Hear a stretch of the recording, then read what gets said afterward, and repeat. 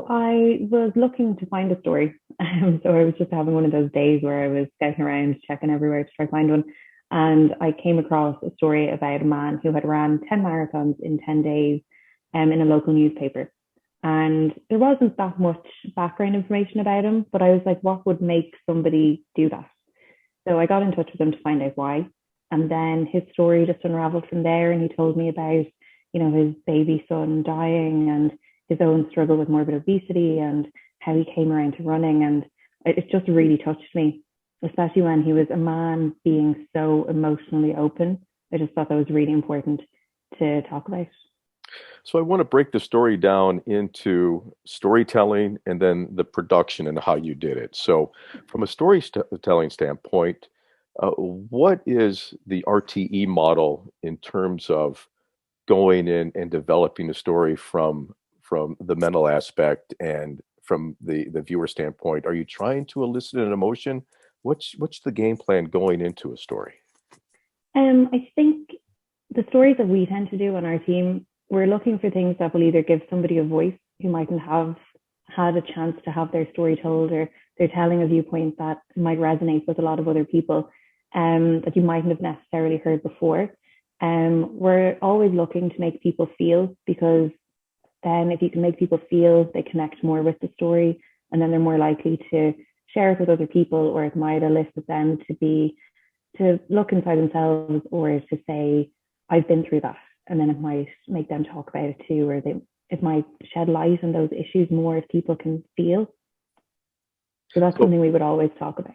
so this particular story with Ian Lawton, was it done sporadically, or how much thought went into developing the storyline? Well, I was on the phone to him for about an hour, just to speak through everything and kind of build up a bit of a rapport with him before I went out to film, because I thought that was really important, especially when I was going to be asking him very personal questions, which is why the phone came in so handily too, because it's not very intimidating. So I definitely feel like he opened up more to me because it was just me and it was just a phone. It wasn't me, a camera person, big camera, everything in its face. It was a very, low key shoot. And then I interviewed him for quite a while as well, and we covered all the bases and just again trying to build that rapport and go to places that he might not go to if he didn't trust me. So we were constantly talking, and I made sure that he knew if he wanted to stop and take a breath, he could, or if there's anything he didn't want included, he could refuse to answer the questions if he wanted to. But it just went really well, and he was amazing. From the production aspect, did you do the interview first, or did you go in with an idea of the shot selections that you wanted to do? I think the most powerful part of your story is the slow-mo, and I know that's done in the post-production, but tell us the mindset going into actually doing the interview and shooting the story.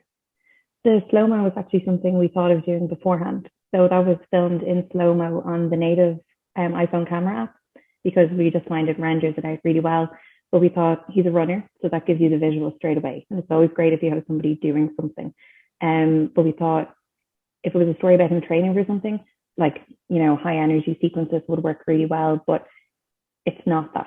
It's about his emotions. So we thought the slow mo would just give that feel and that pace of, this is, you're strapping in for a story here. You're not just getting the highlights. This is, you're going on an emotional ride with this guy. So that just involved me running in front of him with the film, with the iPhone in my hand on a tripod, running slowly, carefully in front of him backwards. So that's how we did that one. And it worked really well. So we were glad. That was something we had brainstormed beforehand that we would try. So that's something we would always do. Like, how can we get the most out of this shoot? But yeah, I did the interview first, and then we did all of the rest of it, because the interview is the most important part, as you know, for a story like this. We're teaching shooting sequences to the students in the fellowship program. Tell us about shooting the sequences. Did you visualize that in your mind going in, or did it kind of just evolve as you were shooting the story? I kind of went in with some ideas of sequences I could do, like of him lacing up his shoes, of him running, stretching, those kinds of things. And then when we got there, I just had a look around and figured out how I could try and do it in a creative way. The 5 shot sequence is always in our minds. To get that done, it's your bread and butter, you need to get a few of them or you're at nothing. You can get creative shots and drop them in, but if you don't have a few sequences, you're lost, especially in terms of scripting. So they were ideas we had and then just went and got them and saw what was possible at the time. How long did the story take from shooting, post-production? So Um, give us an idea of this, the whole workflow and the time commitment that the team puts into doing a story like this. I'd say about a week. It was the only thing I filmed that week. So there was a day of, say, planning and pre-production, and then the shoot was a day because I had to drive to get there, and then it was a long shoot as well. And then I went through my footage and transcribed a lot of the interview to make sure that I wasn't missing anything and to kind of get a good sense of the story myself. Then I was editing for maybe a day or a day and a half, and speaking to my editor Philip about what shots were working or how we could, if there was anything that I was missing, or how we could pace the piece and make sure we were getting all the elements in. And then I had to do another version. So we do a vertical version first. So then you get signed off on that, and then you do your 16:9 version. And then I had to do a TV version. So it was all in all about a week from start to finish. What about the after production or the after the story has been aired? Do you do any sort of after action review just to go over, what worked, what you could do better the next time? And is that a part of the workflow at RTE? Oh, always. Yeah, we're always collaborating with people. We're always, as a team, looking back on how things performed, the emotional response that the audience got from it. We'd always check in, especially with a story like this, of how Ian himself found the story being out there and the feedback he might have gotten on it. Because especially when it is such a personal thing, you want him to be happy with it too. We wouldn't normally show the video to people before it's published. There is a huge trust element to it there, but you would check in and just make sure that they're okay with how everything went as well, because there is a duty there too. What did you learn from this story, and how did this story resonate with you personally? I think it was probably the most emotional story that I've taken on, with such a heavy subject matter. And most stories have one element to it, one arc, one, what's that word? When something, I can't think of the word, but it's like there's that one peak, and this one kind of had two.